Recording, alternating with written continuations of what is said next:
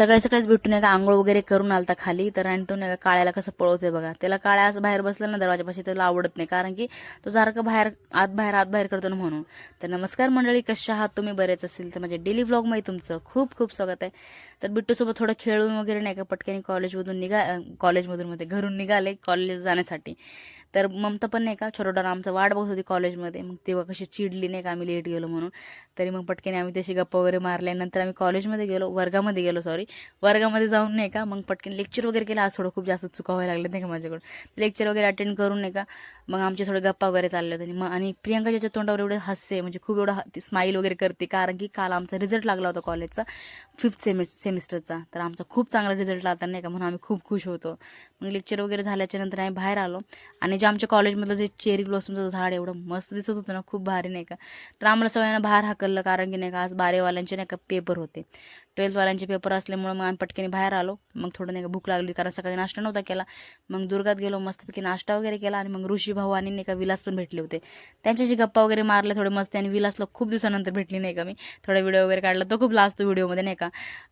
Camera shy येतो खूप जास्त. मग आम्ही नाही का स्ट्रॉबेरी वगैरे जाता घेतली, कारण मग त्याला पण खायची होती स्ट्रॉबेरी. मग थोडी एन्जॉय केली स्ट्रॉबेरी, आणि खूप गोड लागत होती ना, मस्त लागत होती एकदम स्ट्रॉबेरी.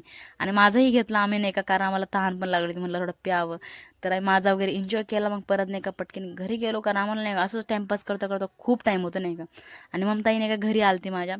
तर माझ्या मम्मीने नाही का मस्त भेळ वगैरे बनवली होती. मग आम्ही सगळ्यांनी नाही का भेळ एन्जॉय केली. आणि भेळ वगैरे खाल्ल्याच्यानंतर थोडं टाईमपास वगैरे केल्याच्यानंतर आम्ही नाही का बाहेर निघालो, कारण आम्हाला थोडं बाहेर जायचं होतं. म्हणजे नाही का कुठं, तर आमच्या इथं जे स्टार बाजार आणि जुडिओ खुलले ना नवीन, तिथं जायचं होतं. तर आम्ही मस्त थोडं म्हणलं की फिरून वगैरे यावं. आणि स्टार बाजारमध्ये नाही का फिरलो वगैरे.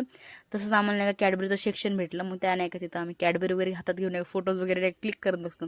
मग जुडिओच्या इथं गेलो आणि चप्पल वगैरे ट्राय केली. मला ही आवडली होती, पण थोडी अनकम्फर्टेबल वाटत होती, पण चांगली पण अशी वाटत होती घ्यावं म्हणून. पण काही घेतली नाही. आणि मग नंतर थोडेसे कपडे वगैरे बघितले की घ्यावं, पण नाही का एवढं आवडले नाही मला एवढे जास्त कपडे, कारण ते थोडेसे जीन्स कपडे होते एकदम नाही का. टी शर्ट वगैरे पण खूप वेगळेच होते इथले. मग थोडं खायला वगैरे गेलो, कारण की भूक लागली होती. म्हणलं की थोडं बर्गर वगैरे खावं. ममता नाही का गेली होती, ती नव्हती. मग प्राची आणि आम्ही दोघी चालतो खायला. तर आम्ही मस्तपैकी एन्जॉय केलं. मग परत घरी आले.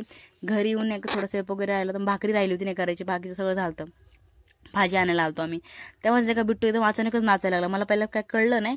नंतर नाही का मी बघितल्याच्या नंतर नाही का देवी आईले नाही का असं नेत होते त्याला, त्यांचा काहीतरी कार्यक्रम असणार आहे नाही का. एवढं काय मला माहीत नाही की हे असे म्हणजे कुठं नेत होते काय. मग त्यांचं पूर्ण असं नाही का जागरमधून जसं कसं असतं नाचणं वगैरे तसं चालू होतं ते एकदम त्यांची पारंपरिक. पण एवढं काही मला आयडिया नाही की त्याचं का म्हणजे कशाला करतात एवढं काय. तर नंतर आम्ही पटकन पाणीपुरी वगैरे खाल्ली, आणि मग भाकरी वगैरे केली मी घरी जाऊन. तर हा व्हिडिओ कसा वाटला नक्की